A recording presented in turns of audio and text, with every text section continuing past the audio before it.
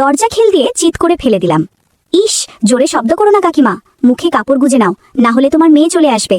সেদিনের পর থেকে কাকিমার সাথে কি কি হলো তা আমি কোনো দিন ভুলব না। গ্রীষ্মের এক দুপুর আমার পড়ার ঘরের জানলা দিয়ে সাগরিকাদের বাড়ির বাথরুম দেখা যেত। তার আগে বলে দেই, আমি ভীষণ নিম্ন মধ্যবিত্ত পরিবার থেকে এসেছি, তাই সেখানে বাথরুম আর স্নানঘরে বিশেষ দরজা ছিল না। আমি চেষ্টা করতাম ওদের দেখতে বা ওকে, ওর মাকে দেখতে। মাঝে মাঝে ওদের চোখে চোখে রাখতাম। লোকলজ্জার ভয়ে আমি বেশি সাহস দেখাতাম না। সাগরিকা ওর মাসির বাড়ি যাবে বলে জামা কাপড় বদলাতে এলো। আওয়াজ পেতেই আমি উকি মেরে ওর দিকে তাকালাম। বেশি দূর নয় বলেই ভালোভাবে দেখা যেত। মনে ভীষণ কৌতূহল হচ্ছিল। এই অবস্থায় সাগরিকার নতুন এক সেট জামা কাপড় পরে নিল। আম গাছের আমগুলো দারুণ দেখতে। আমার মনে হচ্ছিল যদি একবার পেতাম একটু ছুতে। গুনগুন করে গান গাইছিল। আমার সারা শরীর ভয় আর উত্তেজনায় কাঁপছে। বেশি সাহস করে সামনেও যেতে পারছি না, যদি সাগরিকা দেখে ফেলে। বাধ্য হয়ে জাদুর লাঠি দিয়ে জাদু শুরু করলাম। মনে মনে নানান বিষয়ে কল্পনা করতে শুরু করলাম। এমন সময় চমকে তাকিয়ে দেখি আমার দরজায় আমার এক বন্ধু মণিময়। সে আমার ওই অবস্থা দেখে অনেক আগেই দেখে নিয়েছে এবং নিজেও সাগরিকার দিকে তাকিয়ে রয়েছে। আমি পরীকে মুড়ি করে জানলাটা বন্ধ করে দিলাম। ভীষণ আফসোস হচ্ছিল। মণি চিৎকার করে আমায় অভিযোগ করতে লাগলো ওই দৃশ্য দেখার জন্য, কিন্তু আমি যেহেতু ভালো ছেলে ছিলাম তাই বদনামের ভয়ে ওকে বুঝিয়ে নিরস্ত্র করলাম। মণি বলল, শুভ, তুই এতদিন একা একা মস্তি করছিস আর আমাকে বলিসনি কেন? আমি বললাম, দেখ, আমি নিজেও জানতাম না, হঠাৎ ঘটনাটা ঘটে গেল। এরপর এই নিয়ে আর কোনো চর্চা করলাম না। মা ডাকলেন, শুভ, খেতে আয়। কথা না বাড়িয়ে আমি আর মণি খেতে বসলাম। আমার মনে দামামা বাজতে লাগলো আর দৃশ্যগুলো একের পর এক ভেসে উঠতে লাগলো। এক অদ্ভুত পরিবর্তন আমার চিন্তায় বাসা বাঁধল। নিজেকে ভীষণ অদ্ভুত মনে হলো।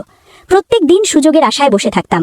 নিজের অন্তঃসত্ত্বা আমাকে বাধা দিত, আর শরীর মন কোনোটাই আমার নিষেধ মানত না। দিন যেতে লাগলো এইভাবেই। ইচ্ছে করে এক একদিন সাগরিকাকে আমার বাড়ি ডেকে আনতাম। আমি ওর সাথে ভাব জমানোর চেষ্টা করতাম। মনের উদ্দেশ্য ছিল ওর সাথে জমিয়ে গল্প করা। ওর কাছে যে এত সুন্দর একটা তবলা আছে তা কখনো কল্পনা করতে পারিনি। ছলে বলে কৌশলে আম ধরার চেষ্টা করছি, কিন্তু কোনোভাবেও কিছু পারছিলাম না। একদিন বিকেলবেলা কলেজের ক্লাস শেষ করে ক্লান্ত হয়ে আমার পড়ার ঘরে বসে আছি। সাগরিকা হাজির। কি গো শুভদা, আজ কলেজ থেকে এত তাড়াতাড়ি? আমি বললাম, না রে, আজ ভীষণ ক্লান্ত লাগছে। মনের ব্যভিচারকে সামলে রেখে ওকে বললাম, তুই আজ পড়তে যাসনি? ও বলল, আজ স্বপন কাকু এসেছে তাই পড়তে যাব না। স্বপনদাকে আমি চিনি প্রায় 4 বছর ধরে। উনি খুব ভালো কম্পাউন্ডার। যখন সাগরিকার মায়ের পড়ে গিয়ে হাত ভেঙে যায় তখন উনি এসে ব্যান্ডেজ করেছিলেন। উনি সম্পর্কে সাগরিকার কাকু হন। আমাদের ক্লাবে আড্ডা দেন বলে আমরা ওনাকে স্বপনদা বলি। এমন সময় আমি একটা বই সেলফ থেকে পারবো বলে সেলফের দিকে এগোতেই সাগরিকার সাথে ধাক্কা লেগে গেল। আমি ইচ্ছে করে একটা কাণ্ড ঘটালাম। সাগরিকা উফ করে উঠল ব্যথায়। আমার দুষ্টুমি দেখে বলল, শুভদা, এমন করলে মাকে বলে দেব। অপমানে আর লজ্জায় আমার মুখ লাল হয়ে গেল। আমি আর কোনো কথা বললাম না। সাগরিকা আস্তে আস্তে চলে গেল। অজানা ভয়ে সিটকে রইলাম, যদি সাগরিকা মাকে বলে দেয়। ওর মায়ের নাম গোপা। পাড়ার সবাই পোপা কাকিমা বলে ডাকে। বয়স আনুমানিক 39 বছর। ওর মায়ের বর্ণনা দিতে আমাকে কিছু বিশেষণ ব্যবহার করতে হবে। শ্রোতা বন্ধুরা, তোমরা যদি একদম খোলামেলা গল্প শুনতে চাও তাহলে কমেন্টে দেওয়া লিঙ্ক থেকে আমার ওয়েবসাইট ভিজিট করো। সেখানে একদম খোলামেলা গল্প দেওয়া আছে। সাগরিকার মায়ের গাছের বাতাবি লেবু যে কেউ খেতে চায়। ক্লাবের অনেক বড় ছেলেরা নানা মন্তব্য ছুড়ে দিত ওনার নামে। আমি তো রোজ রাতে গোপা কাকিমার কথা কল্পনা করি। নানা উচিলায় তাদের বাড়ি যাওয়া আমার নিত্যকর্ম ছিল, কিন্তু কিছুতেই কিছু সুবিধে করতে পারছিলাম না। এমন সময় গোপা কাকিমার গলার আওয়াজে আমার শির দ্বারায় ঠান্ডা স্রোত বয়ে গেল। দেখি আমার মায়ের ঘরে এসে মাকে কিছু বলছেন। আমি মনে মনে ভাবলাম, আজ আমার শেষ দিন। আমার মা খুব রাগী আর অন্যায়কে আমল দেন না, আর আমার এই ঘৃণ্য কর্ম যদি বাবা জানতে পারে তাহলে আমার নিস্তার নেই। দরজা বন্ধ করে চোখ বন্ধ করে খাটে বসে রইলাম খারাপ সময়ের আশায়। কতক্ষণ কাটিয়েছি আমার মনে নেই। মাথায় একটা নরম হাতের ছোঁয়া। চমকে উঠে দেখি গোপা কাকিমা। হেসে বললেন, কি ব্যাপার, সন্ধেবেলা তুমি এইভাবে বসে আছো কেন শুভ?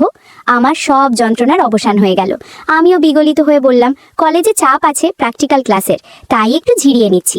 গোপা কাকিমা পাতলা সুতি শাড়ি আর ব্লাউজ পরেছিল, বেশ পুরনো, আঁচল অগোছালো। আমি তার সাথে কথা বলতে আর চোখে এদিক সেদিক তাকাচ্ছি। কিছুক্ষণ কথা বলার পর আমি বুঝে নিয়েছি সাগরিকা তার মাকে কিছু বলেনি। উনি বললেন, শুভ, আমায় একটু সাহায্য করতে হবে। আমি বাধ্য ছেলের মতো বললাম, বলুন কি করতে হবে।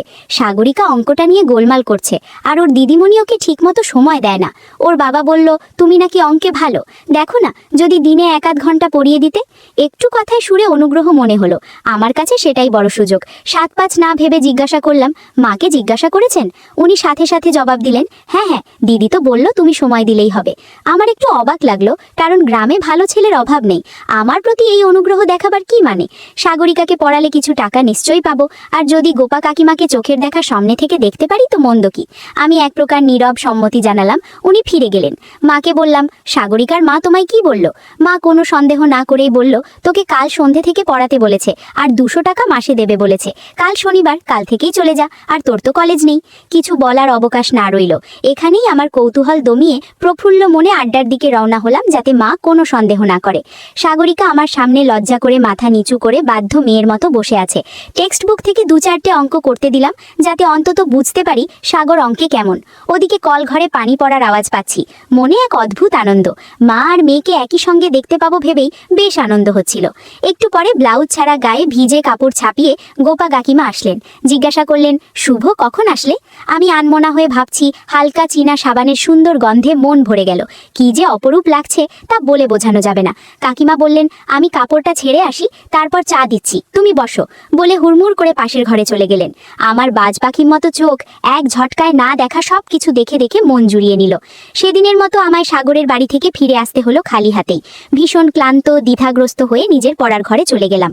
হঠাৎই একদিন সন্ধেবেলা বাবা অফিস থেকে সবে ফিরেছেন। ওদের বাড়ি থেকে গোপা কাকিমার চিৎকার শুনেই বাইরে দৌড়ে বেরিয়ে গেলাম। দেখি গোপা কাকিমা ওদের উঠোনের টিনের বাথরুমের ঘেরা জায়গাটায় পড়ে গিয়েছেন। বাবাও আমার সাথে দৌড়ে এসেছেন। উনি শুধু, বাবা গো, উফ, বিষাক্ত কিসে যেন কামড় দিয়েছে বললেন। এদিকে আমি তার ব্যথার দিকে না ভেবে ভিজে কাপড় দেখার সাথে লেপ্টে থাকা দৃশ্যগুলো মুখস্থ করছি। যাই হোক, বাবা আমাকে ধমক দিয়ে বললেন, ওনাকে তোল, পাজা কোলা করে আর বিছানায় শুইয়ে দে, না হলে এখানে পড়ে পড়ে ঠান্ডা লেগে যাবে। বাবা স্বপনদাকে ফোন করে দিলেন, আর সাগরিকাকে বললেন গোপা কাকিমার কাপড়টা পাল্টে দিতে। আমি কাকিমাকে তুলে বিছানায় নিতে হিমশিম খেয়ে গেলাম। এত ভারী যে কি বলবো। বিশেষ করে গাছের ডাবগুলো কম করে হলেও 4 কেজি করে হবে। এভাবে বেশ কিছুদিন কেটে গেল। একদিন গোপা কাকিমা বলে উঠল, সাগরিকার জন্য অন্য একজন টিচার খুঁজবো। করকর করে বাজ পড়ার মতো এটা কি ঠিক শুনছি? আমি সাগরকে পড়ানোর পর থেকে ওর হাফ ইয়ারলি যথেষ্ট ভালো, 74 পেয়েছে অঙ্কে, তারপরও অন্য টিচার? ভীষণ সন্দেহ হলো। সাহস করে জিজ্ঞাসা করলাম, আমাকে বারণ করার কারণটা কি বলবেন? তখন গোপা কাকিমা সাগরিকাকে দুধ আনতে ডিয়ারিতে পাঠিয়ে দিলেন, আর বললেন, বসো বলছি। উনি ভীষণ দুঃখ কাতর গলায় বললেন যে বিশ্বনাথ আমায় ধোকা দিল, আমি আর পারছি না এ জ্বালা বুকে নিতে, আমায় বিষ দাও। বিশ্বনাথ বাবু সাগরিকার বাবা। এক বিশ্বস্ত সূত্রে গোপা কাকিমা জানতে পারেন যে উনি কোনো অসমীয়া মেয়েকে বিয়ে করে সংসার পেতে ওখানেই থাকবেন। আমি মাথা নিচু করে শুনে চলে আসলাম। প্রায় 6 মাস হয়ে গেছে আমি বিনে পয়সাতেই পড়াতে যাই। ওদিকে গোপা কাকিমা একটা সেলাইয়ের কারখানায় কাজ করেন। এই কারখানার মালিকের নাম হরেন্দা। শুরু থেকে গোপা কাকিমার দিকে কেমন নজরে যেন তাকায়। একদিন সন্ধেবেলায় গোপা কাকিমার বাড়ি গেলুম, যথারীতি যেভাবে যাই। ওদের কলের গেট খুলে ভেতরে ঢুকতে যাব, দেখি একটা মোটরসাইকেল বাইরে দাঁড় করানো। আমি বুঝে গেলুম যে নিশ্চয়ই হরেন্দা এসেছে। মনটা ভীষণ খারাপ হয়ে গেল। দরজায় হাত রাখবো, একটা অস্পষ্ট চিৎকারের আওয়াজে চমকে উঠলাম। আওয়াজটা শুনে ঠিক বুঝতে পারলাম কিছু গন্ডগোল আছে। ওদের বাড়ির তুলসীতলা ঘুরে পিছনের জালনার পাশে বাগান, তাই বাগান ঘুরে পিছনের জালনায় দেখব ঠিক করলাম।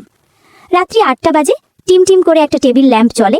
একটু বাঁক নিয়ে ওদের জালনার কাছে চোখ রাখতে আমার হৃৎপিণ্ডটা ধরভর করে উঠল। এ আমি কি দেখছি? স্বপ্নেও ভাবিনি এসব দেখতে হবে। দেখেই ভীষণ কান্না পেল। এও কি কঠোর বাস্তব? সারা ঘরে অদ্ভুত থপথপ শব্দ হচ্ছে, আর গোপা কাকিমা চিৎকার করছে। প্রায় 10 মিনিট পর জোরে চিৎকার দিয়ে গোপা কাকিমা শুয়ে পড়ল। তাদের কথা থেকে বুঝতে পারলাম কাকিমা হরেনের থেকে টাকা ধার নিয়েছে, যেটা শোধ করতে পারছে না বলে এভাবে শোধ করে দিচ্ছে। বন্ধুরা, ইউটিউবের কড়া নিয়মের কারণে কিছু বিষয় সরাসরি বলা যাচ্ছে না। তোমরা কমেন্টে দেওয়া লিঙ্ক থেকে আমার ওয়েবসাইট ভিজিট করো, সেখানে একদম খোলামেলা গল্প দেয়া আছে। সব কাজ সেরে হরেন বাড়ি থেকে চলে গেল, আর কাকিমাও ওভাবেই চিত হয়ে পড়ে রইলেন। আমার মনে অনেক কিছুই ঘুরপাক খাচ্ছিল, কিন্তু কিছুই করতে পারছিলাম না। তাই আমিও বাড়ির পথে হাঁটা দিলাম। সারা রাত ভাবতে লাগলাম কি করা যায়। অনেক চিন্তা ভাবনার পর পরের দিন সকালে ক্লাবে পাড়ার দাদাদের কাছে কাকিমার কথা জানালাম। বললাম, ওই গুন্ডা হরেন আমাদের গোপা কাকিমাকে প্রায় সময় বিরক্ত করে। দাদারা আশ্বাস দিলেন তারা ব্যাপারটা দেখবেন। ক্লাবে সমস্ত ঘটনা বলে যথারীতি সাগরিকাদের বাড়ি এসে পৌঁছালাম। দেখি কাকিমা ভীষণ বিষণ্ণ, কিন্তু তার শরীরে বা মুখে আগের দিনের রাতের কোনো ছাপ নেই। শান্ত, কিন্তু ভীষণ চিন্তিত। সাগরিকা আমার হাত ধরে টেনে ওর বিছানাতে বসিয়ে বই খাতা আনতে গেল। আমি কাকিমাকে ঘরে গিয়ে জিজ্ঞাসা করলাম, কেমন আছেন? উনি বললেন, একটু ভালো। সাগরিকাকে চেঁচিয়ে বললাম, তুই বই নিয়ে বসে পড়া আরম্ভ কর, আমি মার সাথে কিছু জরুরি কথা বলে আসছি। কাকিমার সামনে বিছানায় বসে আস্তে আস্তে বললাম, কাকিমা, আমি জানি তুমি গুন্ডা হরেনের সাথে সমস্যায় পড়েছ। হরেন টাকা নিয়ে রোজ তোমার সাথে খারাপ ব্যবহার করছে। কাকিমা ধরফর করে উঠে বলেন, তুমি কি সব জেনে গিয়েছো? কাকিমাকে আমি কালকের লুকিয়ে দেখার বিষয় কিছুই বললাম না, শুধু বললাম হরেন গল্প করছিল তাই শুনেছি, তবে তুমি কোনো চিন্তা করো না। কাকিমা একটু ইতস্তত হলেও চুপচাপ বসে আছেন। আমি সান্ত্বনা দিয়ে আরো বললাম, ক্লাবের সবাই তোমার সাথে আছে। কাকিমা কিছু না বলে আমায় জড়িয়ে ধরে কাঁদতে কাঁদতে বললেন, শুভ, তুমি যে আমার বিপদে কি সাহায্য করছো তা তুমি জানো না। আমি তোমার কাছে কিভাবে ধন্যবাদ জানাবো বুঝতে পারছি না। এই সুযোগে আমি কাকিমার আরো কাছে চলে এলাম। অনেক কিছু অনুভব হচ্ছিল। মনে হলো কাকিমার সম্মতি জানাচ্ছে। একটু পরেই ঘটে গেল সেই অনাকাঙ্ক্ষিত ঘটনা যার জন্য আমি এতদিন অপেক্ষা করছিলাম। কাকিমাকে বললাম, দরজাটা খিল দিয়ে এসো না, না হলে সাগরিকা চলে আসতে পারে। দরজা খিল দিয়েও আমরা আমাদের আলোচনায় মগ্ন হলাম। কাকিমা ঘরে শব্দ করছিল। কাকিকে বললাম, ব্লাউজটা মুখে গুজে রাখো, তাতে বেশি শব্দ বের হবে না। মিনিট 20 পর সব ঠিকঠাক করে বেরিয়ে এলাম। এভাবেই কয়েকদিন কেটে গেল।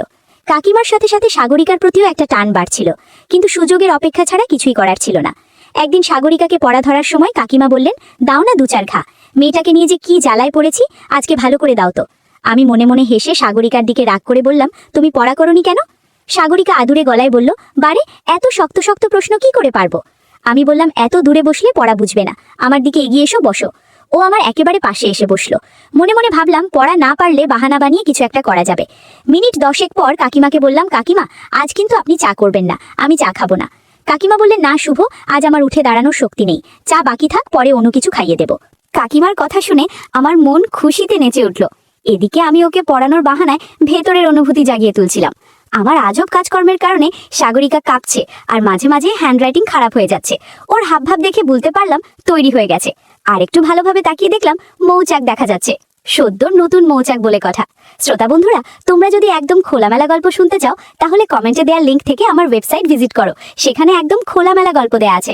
ঘণ্টাখানেক সাগরিকাকে পড়ানোর পর বলল, শুভদা, তুমি রোজ এভাবে আমাকে অঙ্ক করাবে, আমি মাকে কিছুই বলবো না। ওর কথা শুনে মনে হলো আমার অপেক্ষার ফল আমি পেয়েছি। সেদিনের পর থেকে সাগরিকা স্কুলে গেলে ওর মাকে ঘণ্টাখানেক অঙ্ক শেখাই, আর রাতে টিউশন পড়ানোর সময় সাগরিকাকে অঙ্ক শেখাই।